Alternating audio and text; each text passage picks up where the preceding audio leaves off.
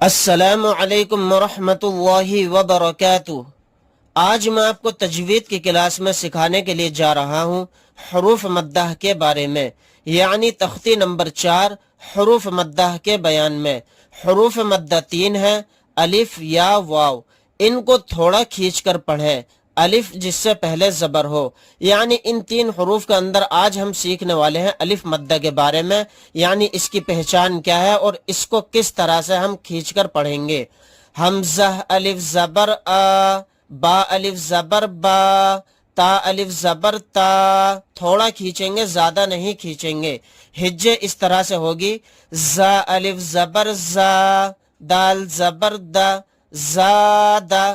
یعنی الف مدہ کے ساتھ زا ہے تو زا کو تھوڑا کھینچیں گے، دال کو نہیں کھینچیں گے، کیونکہ دال کے اوپر زبر ہے اور زبر والا حرف جلدی پڑھا جاتا ہے۔